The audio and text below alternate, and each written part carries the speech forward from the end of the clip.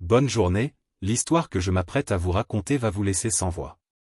Dans le métro, Achen remarque quelque chose d'étrange, la main d'un homme devient peu à peu transparente. Il pense d'abord à une illusion et n'y prête pas attention. Mais le soir même, il recroise un individu à moitié translucide. Intrigué, Achen le suit, jusqu'à assister à une scène glaçante. L'homme s'effondre et meurt sous ses yeux. C'est à cet instant qu'Achen comprend la vérité, il possède un don terrifiant, celui de voir les personnes dont la mort est imminente. Achen travaille dans une station de lavage automobile. Enfant, il a survécu à un terrible crash aérien qui a coûté la vie à ses parents. Ce jour-là, il avait tenté de sauver une petite fille coincée sous les débris, mais l'accident l'a laissé profondément marqué. Ce traumatisme l'a rendu renfermé, silencieux, presque effacé, au point de consacrer toute son énergie au travail pour oublier. La moindre rayure sur une voiture devient pour lui une obsession. Son sérieux impressionne son patron, Monsieur Han, qui envisage de lui confier la gestion d'une nouvelle succursale. Mais cette reconnaissance attise la jalousie d'une collègue, Xiao Jin, qui le pousse violemment au sol, brisant son téléphone. En cherchant à le faire réparer, Achen rencontre une jeune femme douce et lumineuse, Xiao Kui. Lorsqu'il lui tend son téléphone, il voit soudain sa main devenir transparente. Les souvenirs de l'accident d'avion ressurgissent brutalement. Terrifié à l'idée qu'elle soit condamnée, Achen décide pour la première fois d'agir et l'invite à sortir.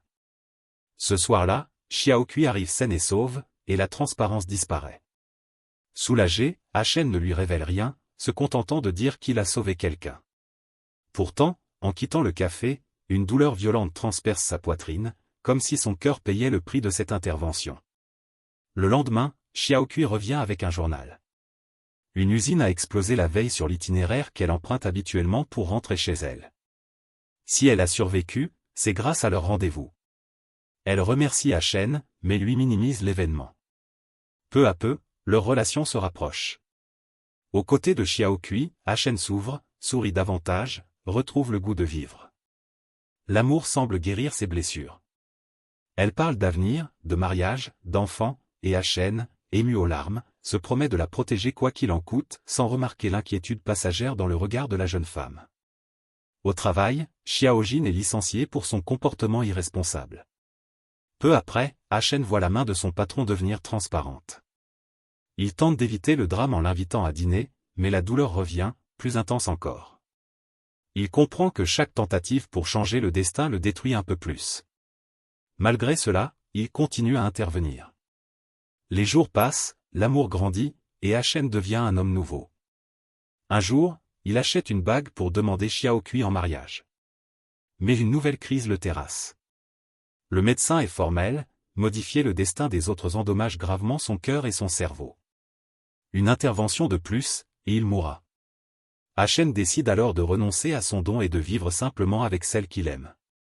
Peu après, un riche héritier nommé Li Jun se présente à la station de lavage. Achen le reconnaît immédiatement. Des années plus tôt, cet homme lui avait volé sa petite amie grâce à son argent et à ses voitures de luxe. Lorsque Li Jun revient récupérer son véhicule, Achen voit sa main devenir transparente. Il comprend que cet homme est condamné. Hésitant, rongé par le passé, il finit par lui rendre les clés. Peu après, Li Jun meurt dans un accident de voiture. La culpabilité écrase Achen, ravivant le souvenir de la petite fille du crash aérien. Son don, censé sauver des vies, devient un fardeau insupportable. Le lendemain, dans le métro, Achen voit des dizaines de passagers devenir transparents. Une catastrophe massive approche. Il comprend bientôt que même des enfants sont concernés. Un prospectus annonce une sortie scolaire en train. À la gare, tous les passagers sont translucides, y compris Xiao Kui.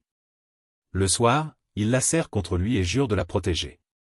Elle fond en larmes. Achen tente tout pour éviter le drame, appels, mensonges, voyages annulés. Rien n'y fait. La douleur dans sa poitrine devient insoutenable, mais sa décision est prise. Il règle ses affaires, confie son travail à Xiao Jin, remercie son patron comme pour un adieu, puis écrit une lettre à Xiao Kui. Le jour fatidique, il apprend que Xiao Kui ne partira finalement pas en voyage. Pris de panique, Achen se précipite vers la gare, poursuivi par la police. Chaque pas est une lutte contre la mort. Arrivé près des rails, il comprend que l'accident va se produire ici. Alors, Achen fait un choix ultime. Il s'interpose de son propre corps pour arrêter le train. Le sol tremble, les structures s'effondrent, le train s'immobilise. Tous survivent. Mais Achen s'écroule, son cœur ayant payé le prix final. Après les funérailles, Xiaokui découvre la vérité. Elle était la petite fille du crash aérien. Achen l'avait déjà sauvée une première fois. Elle possédait elle aussi ce don et savait qu'en montant dans ce train, Achen tenterait encore de sauver tout le monde. Elle espérait mourir pour qu'il puisse vivre. Mais le destin n'a laissé aucun vainqueur, seulement un amour gravé à jamais.